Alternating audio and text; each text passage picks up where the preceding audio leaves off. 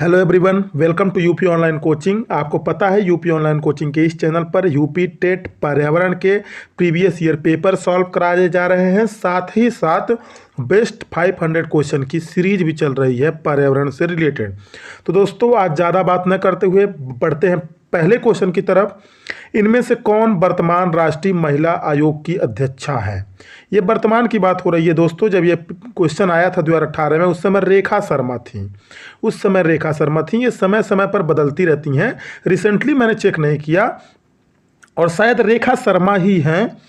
तो वर्तमान में राष्ट्रीय महिला आयोग की अध्यक्षा रेखा शर्मा सही होगा। ये करंट से रिलेटेड क्वेश्चन था, इस पर विवाद भी हुआ था, मैटर हाई कोर्ट तक पहुंचा था और लेकिन यही सही आंसर था। अब राष्ट्रीय महिला आयोग, राष्ट्रीय पिछड़ा वर्ग आयोग, राष्ट्रीय अनुसूचित जनजाति आयोग, राष्ट्रीय अनुसूचित जाति आयोग, ये सब कुछ संवैधानिक निकाय हैं, कुछ सांविधिक निकाय हैं, या कह सकते हैं आप कुछ कॉन्स्टिट्यूशनल बॉडी है, कुछ स्टैट्यूटरी बॉडी है। अब कॉन्स्टिट्यूशनल बॉडी किसे कहते हैं? जिसका नाम कॉन्स्टिट्यूशन में मेंशन हो, उस बॉडी को जब बनाती है सरकार, उसे कॉन्स्टिट्यूशनल बॉडी बोलते हैं। अगर नाम कॉन्स्टिट्यूशन में मेंशन नहीं है तो उसे हम स्टैट्यूटरी बॉडी बोलते हैं, जो जनरल लॉ, सामान्य नियम कानून के द्वारा बनाए जाते हैं। आपको कमेंट में बताना, राष्ट्रीय महिला आयोग स्टैट्यूटरी बॉडी है या कॉन्स्टिट्यूशनल बॉडी है। बढ़ते हैं अगले प्रश्न पर। लोकसभा और राज्यसभा की संयुक्त बैठक किसके द्वारा आहूत की जाती है? किसके द्वारा आहूत की जाती है? स्पॉन्सर की जाती है बोल सकते हैं। तो यह दोस्तों राष्ट्रपति के द्वारा आहूत की जाती है। ज्वाइंट सीटिंग का प्रोविजन संविधान के आर्टिकल 108 में है। 108 में ज्वाइंट सीटिंग का प्रोविजन दिया गया है और इसके तहत राष्ट्रपति द्वारा ज्वाइंट सीटिंग को आहूत की जाती है। विकल्प सही है पहला। हमारे संविधान में कुल 395 आर्टिकल हैं, 12 अनुसूचियां हैं और 22 पार्ट्स हैं। ये तो आपको पता होगा। बढ़ते हैं अगले प्रश्न पर। संविधान के किस भाग में पंचायती राज व्यवस्था संबंधी प्रावधान किए गए हैं? पंचायती राज व्यवस्था संबंधी प्रावधान किए गए हैं संविधान के किस भाग में? तो दोस्तों भाग है 9। विकल्प सही होगा पहला। कुछ बातें मैं आपको बतलाता हूं। संविधान में अब तक 104 संविधान संशोधन हो चुके हैं, 104 बार संशोधन हो चुका है। तो दोस्तों 73वां संविधान संशोधन 1992 में हुआ था। 73rd कॉन्स्टिट्यूशनल अमेंडमेंट एक्ट 1992 में हुआ था, जिसके तहत भाग 9 को जोड़ा गया था। भाग 9 को जोड़ा गया था और उसी के तहत पंचायतों को भी जोड़ा गया था, या बोल सकते हैं आप पंचायती राज व्यवस्था का प्रारंभ किया गया था। और 74th कॉन्स्टिट्यूशनल अमेंडमेंट एक्ट 1992 के द्वारा IX यानी 9A भाग को जोड़ा गया था। इसमें किसको इस पार्ट के द्वारा किसको जोड़ा गया था? तो नगर पालिकाएं मीन्स म्युनिसिपैलिटीज को जोड़ा गया था। हालांकि ध्यान दीजिएगा, 24 अप्रैल 1993 से ये पंचायतें और नगर पालिकाएं संवैधानिक निकाय बन गई, अर्थात संविधान में इनका प्रोविजन कर दिया गया। कब? 1992 में।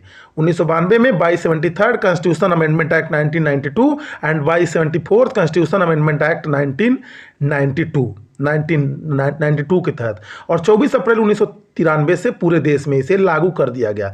लेकिन इसके पहले भी 2 अक्टूबर 1959 को, आई रिपीट 2 अक्टूबर 1959 को राजस्थान के नागौर जिले से पंचायती राज का उद्घाटन किया गया था। कहने का मतलब यह है, एक्ट बनाकर भी किसी चीज को आप प्रारंभ कर सकते हो।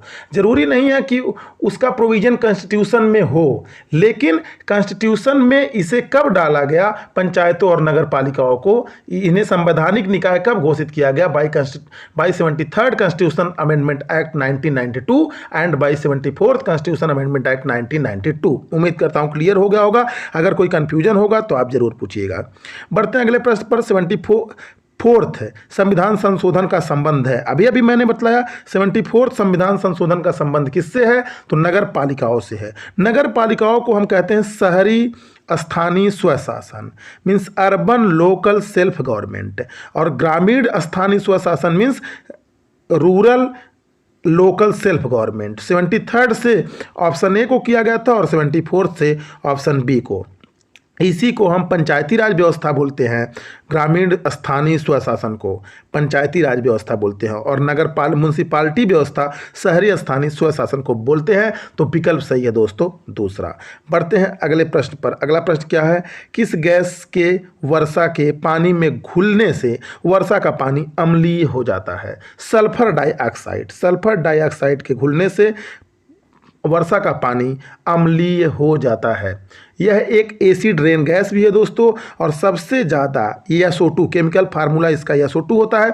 सबसे ज़्यादा एसिड रेन जो होता है वो इसी के इफेक्ट से होता है, सल्फर डाइऑक्साइड के इफेक्ट से।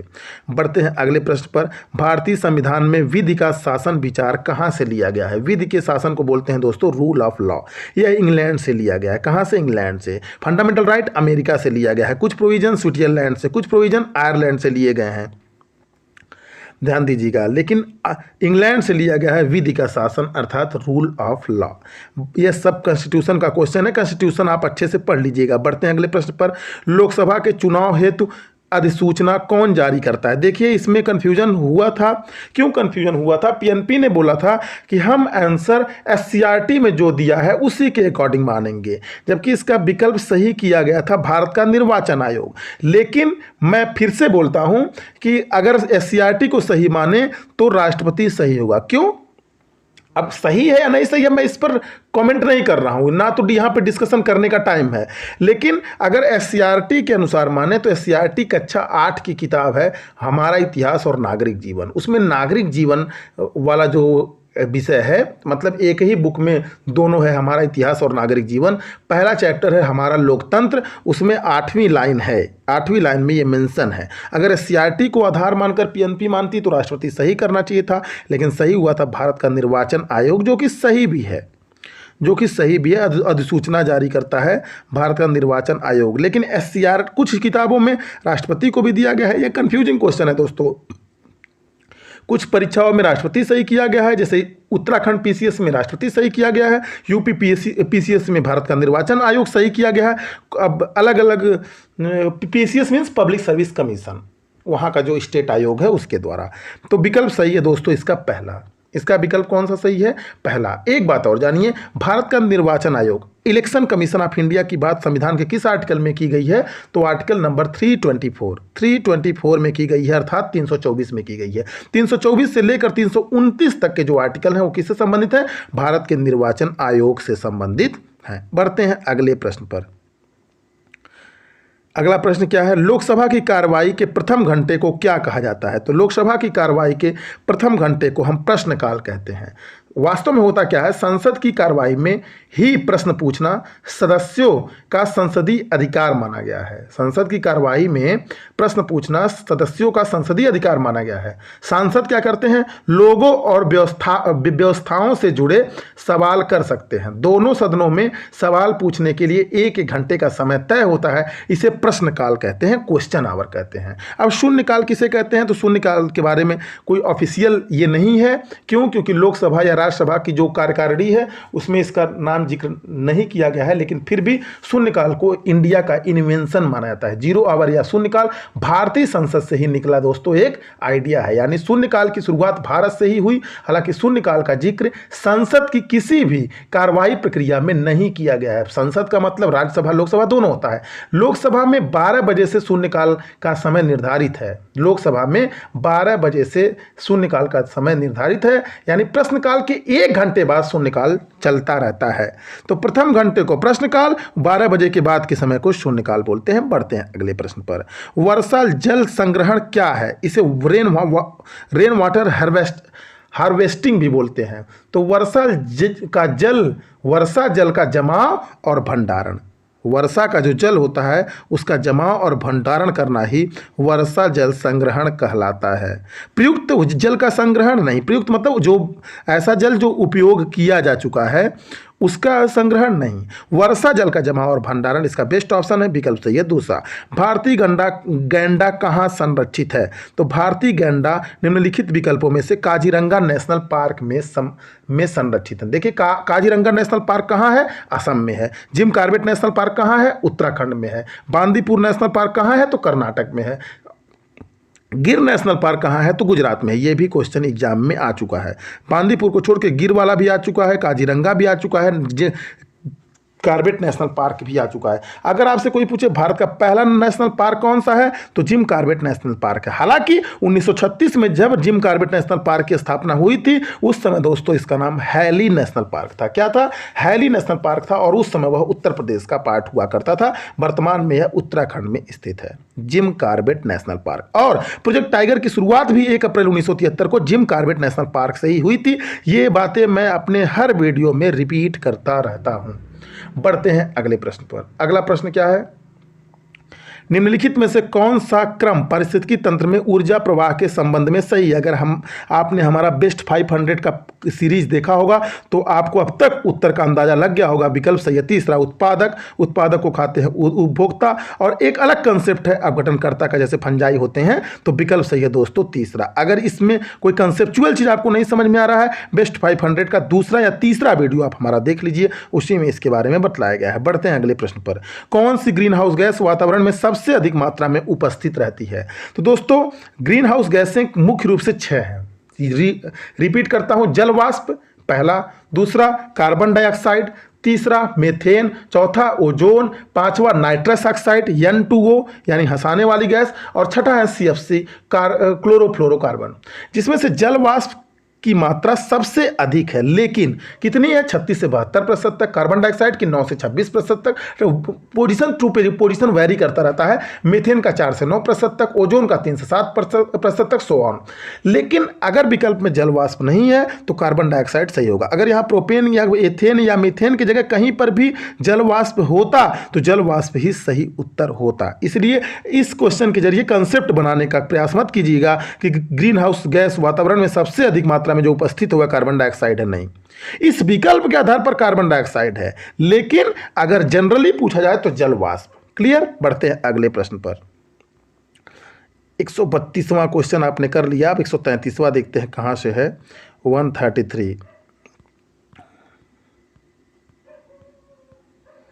133 दोस्तों, किस वर्णक की उपस्थिति के कारण पौधे हरे होते हैं? क्लोरोफिल।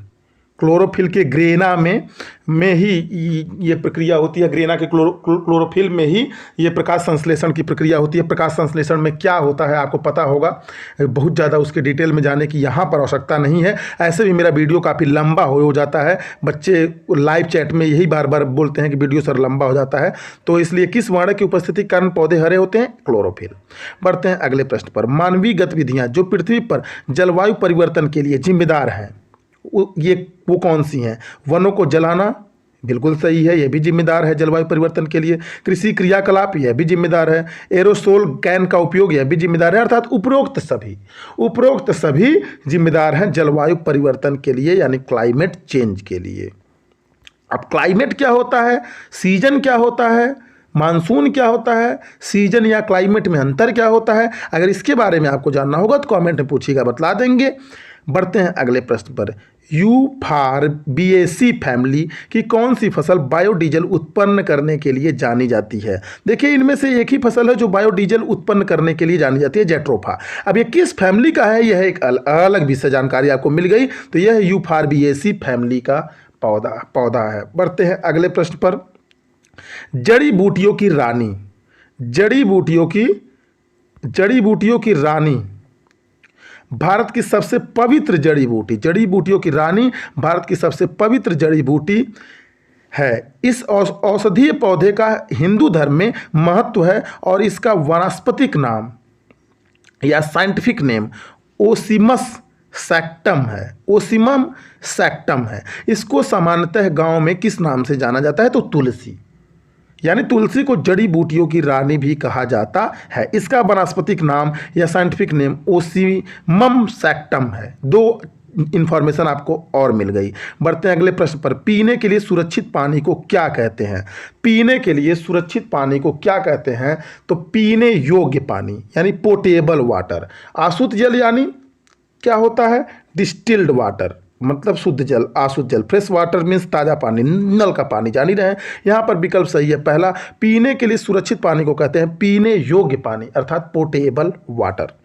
वर्ष 1984 में भोपाल गैस त्रासदी निम्न में से किस गैस के रिसाव के कारण हुई थी? तो मिथाइल आइसोसाइनाइड। डेट भी कभी कभी पूछ देता है। घटना है 3 दिसंबर 1984 की।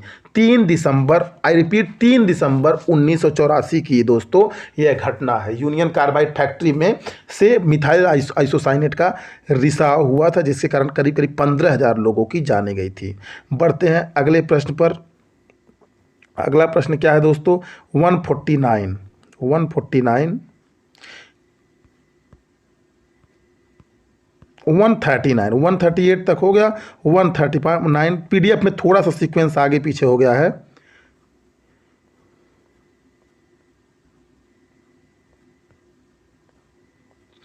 वन 139 कहाँ गया? 132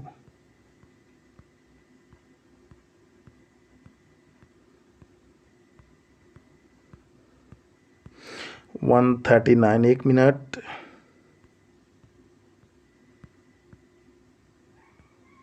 हम्म 139 विश्व पर्यावरण दिवस कब मनाया जाता है? तो विश्व पर्यावरण दिवस दोस्तों 5 जून को मनाया जाता है। कब मनाया जाता है? 5 जून को मनाया जाता है। कब से मनाया जाता है? 1973 से मनाया जाता है। क्यों 1973 से 5 जून को ही मनाया जाता है? क्योंकि 5 जून 1972 को मानव पर्यावरण पर पहला कोई सम्मेलन हुआ था, जिसे हम बोलते हैं स्टॉकहोम सम्मेलन। इसी का जब 20 वर्ष पूरा हुआ था 1992 में, तो प्रथम पृथ्वी शिखर सम्मेलन भी मनाया गया था। कहाँ पर? रियो डी जेनेरियो में 1992 में, ब्राजील के शहर। तो 1972 को जब 20 साल पूरा हुआ था, तो 5 जून 1972 को यह मीटिंग शुरू हुई थी। 18 जून 1972 तक चली थी। और एक बात और, चूंकि 5 जून को मानव पर्यावरण पर प्रथम अंतर्राष्ट्रीय सम्मेलन प्रारंभ हुआ था, इसीलिए उसी सम्मेलन में यह डिसाइड किया गया अगले साल से हम मनाएंगे 5 जून को प्रतिवर्ष विश्व पर्यावरण दिवस। तो 16 सितंबर को क्या मनाता है? विश्व ओजोन दिवस। आपको पता है। बढ़ते हैं अगले प्रश्न पर। एम.एस. स्वामीनाथन है एक कृषि वैज्ञानिक। एम.एस. स्वामीनाथन को भारत में दोस्तों हरित क्रांति का जनक कहा जाता है। ग्रीन रिवॉल्यूशन का जनक कहता है एम.एस. स्वामीनाथन को। और एक बात, एम.एस. स्वामीनाथन को भारत में हरित क्रांति का जनक कहता है, और नॉर्मन बारलेग को पूरी दुनिया में यानी अंतर्राष्ट्रीय स्तर पर हरित क्रांति का जनक कहा जाता है। बढ़ते हैं अगले प्रश्न पर। Wild life institute of India कहाँ स्थित है?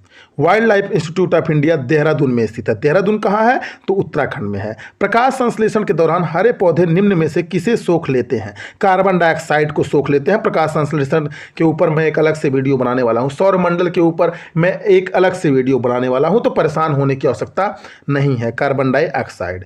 बढ़ते हैं अगले प्रश्न पर। अपशिष्ट उत्पादों को खाने वाले जीवों को कहा जाता है मृतक भक्षी।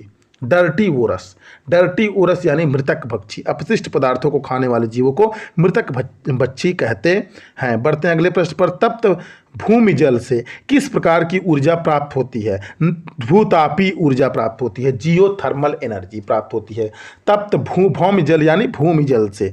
बढ़ते हैं अगले प्रश्न पर। अगला प्रश्न क्या है दोस्तों? 145 क्वेश्चन नंबर 145।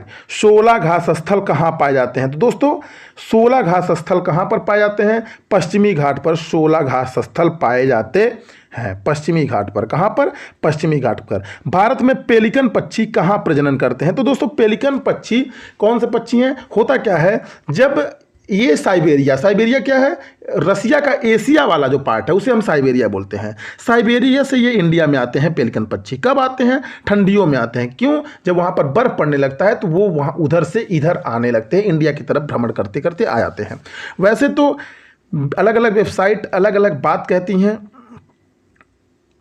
लेकिन मैं आपको बता रहा हूँ ये तीनों विकल्प जो दिया गया है, नेलापट्टू, कुंथनकुलम, कोकरेबेल्लूर, ये तीनों आंध्र प्रदेश में है और आंध्र प्रदेश में प्रजनन करती हैं, ये भी सत्य है। नेलापट्टू में प्रजनन करती हैं, ये भी सत्य है। और तीनों गांव हैं वहाँ के आसपास के। तो दोस्तों विकल्प सही है इसका चौथा, उपरोक्त सभी। ये साइबेरिया से भारत आते हैं। जब साइबेरिया में बर्फ पड़ने लगती है इन्हें कहते हैं पेलिकन पक्षी।